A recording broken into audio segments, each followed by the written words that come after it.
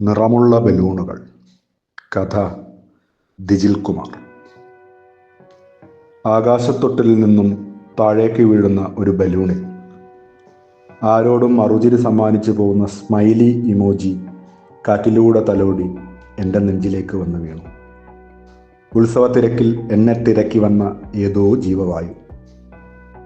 ആ ബലൂൺ കയ്യിൽ ഏറ്റുവാങ്ങി ഞാൻ ആകാശത്തൊട്ടിലിൻ്റെ കറക്കം തീരുന്നതുവരെ കാത്തുനിന്നു. ഇത്തവണ ചന്തയിൽ പതിവില്ലാത്ത ചന്തങ്ങളും പതിവിലേറെ ആളുകളും. സേട്ടായി, ബലൂൺ തരുവാ? അറിയാത്ത ഭാഷയിൽ മലയാളം തിരികെ കയറ്റിയ ഒരു നാടോടി പെൺകുട്ടി.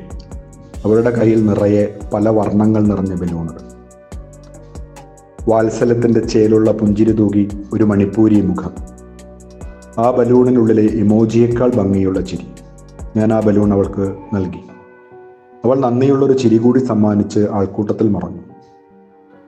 നിറമുള്ളത് കൊണ്ടാണോ അതോ നിറവാർന്ന ചേലുള്ളത് കൊണ്ടാണോ ചന്തയിൽ നിന്നും വീട്ടിലെത്തിയിട്ടും ആ മുഖം മനസ്സിൽ നിന്നും മാഞ്ഞില്ല. ഉത്സവം കഴിഞ്ഞ ഒരു ദിനം വാട്സാപ്പിൽ വന്ന ഒരു വീഡിയോ അവളുടേതായിരുന്നു. നഗരത്തിലെ ഒരു ബ്യൂട്ടി പാർലർ നാടോടിയെ സുന്ദരിയാക്കി പരസ്യം ചാരിറ്റിയുടെ ലേബൽ വൈറലാക്കി. ശരിക്കും ഒരു ബോളിവുഡ് നടിയെ പോലെ അവൾ ചിരിക്കുന്നു, നടക്കുന്നു, ചായങ്ങൾ തേക്കുന്നു, നിറമുള്ള വസ്ത്രങ്ങൾ ധരിക്കുന്നു, മുടിയുടെ നിറം സൗന്ദര്യം മാറ്റുന്നു. സൗന്ദര്യം കണ്ടെത്തിയ സ്ഥാപനവും വൈറലാവുന്നു. സത്യത്തിൽ ഇവർ നാടോടികൾ അവരുടെ സൗന്ദര്യം വൃത്തിഹീനമായ വേഷങ്ങൾ കൊണ്ട് മറച്ചു പിടിക്കുന്നത് എന്തിനാണ്? സാക്ഷരസുന്ദര പരിഷ്കൃത സമൂഹത്തിൻ്റെ എന്തും ചൂഴ്ന്നെടുക്കുന്ന കണ്ണുകളിൽ നിന്നും രക്ഷ നേടാൻ സുരക്ഷിതമായ ഒരിടം ഈ അഴുക്കിനുള്ളിലാണെന്ന ബോധ്യം തന്നെയാണത്. ഏറെ വർഷങ്ങൾക്ക് മുമ്പ് ഉപജീവനം തേടി കലാകാലങ്ങളിൽ അമ്മി കൊത്താനും പ്ലാസ്റ്റിക് വിൽക്കാനും വന്നിരുന്ന തമിഴ് നാടോടികളെ ഓർമ്മ വരുന്നു. വിൽപ്പനയുടെ പകൽ ദൂരം നടന്ന് ക്ഷീണിച്ച് സായാഹ്നങ്ങളിൽ അവർ തമ്പടിച്ച പീഡികക്കൊലായിൽ സ്വല്പം മിനുങ്ങി അന്നത്തെ വരുമാനം എണ്ണിക്കൂട്ടുമ്പോൾ തർക്കങ്ങളും അട്ടഹാസങ്ങളും പതിവായി. പിന്നെ എന്നും ഇരുട്ട് പരക്കുന്ന നേരത്തെ തല്ലായി, നാടിന് ശല്യമായി. ഒരു നാൾ നാട്ടുകാർ അവരെ തല്ലി ഓടിച്ചു. ഇവരെന്താണ് ഇങ്ങനെ വഴക്കും തല്ലുമായി നടക്കുന്നത്? അതല്ലേ ഒരു നാട്ടിലും സ്ഥിരമായി കഴിയാൻ പറ്റാത്തത്? എൻ്റെ ഈർഷ്യയിൽ നിന്നാണ് ആ കടയിലെ ചേട്ടൻ ആ സത്യം പറഞ്ഞത്. അവർ തമ്മിൽ തല്ലാറില്ല. പിന്നെ നമ്മുടെ നാട്ടിലെ ചിലർ ആ കൂട്ടത്തിലുള്ള നല്ല മുഖങ്ങളെ പകൽ കണ്ടുവയ്ക്കും. എന്നിട്ട് ഇരുട്ടാവുമ്പോൾ അവർക്കിടയിൽ കയറി ബഹളമുണ്ടാക്കും. അതിനിടയിൽ നേരത്തെ കണ്ട പെൺകുട്ടിയെ തൂക്കിയെടുത്തു പോകും. വിട്ടുമാറാത്ത അമ്പരപ്പിൽ ഞാൻ തരിച്ചു നിന്നു. കഴിഞ്ഞ ദിവസം ഇതുപോലെ ഇരുട്ടിൽ തൂക്കിയെടുത്തത് ഒരു ആൺകുട്ടിയെ ആയിപ്പോയി. അവൻ പോകുമ്പോൾ വിളിച്ചു കൂവി, അണ്ണാ ഞാൻ ആമ്പിളെ വിടുങ്കോ. അബദ്ധം മനസ്സിലാക്കിയപ്പോൾ അവർ അവനെ വഴിയിലിട്ടു.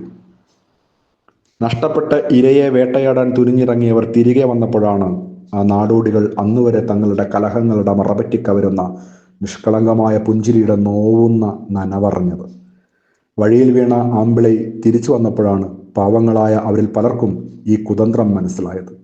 കുടിച്ച ലഹരി ഒറ്റ നിമിഷം കൊണ്ട് പടിയിറങ്ങിയപ്പോൾ അവർ പ്രതികരിച്ചു. അങ്ങനെ തല്ലായി.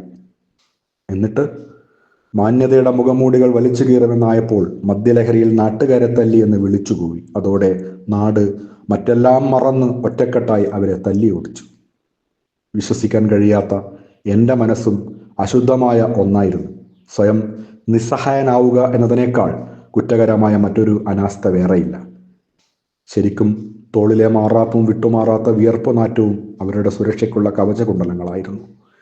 ഇന്ദ്രൻ്റെ സ്വാർത്ഥതയേക്കാൾ നമ്മുടെ വികാരങ്ങൾ അവരുടെ സുരക്ഷയെ തന്ത്രപൂർവ്വം കവരുകയായിരുന്നു.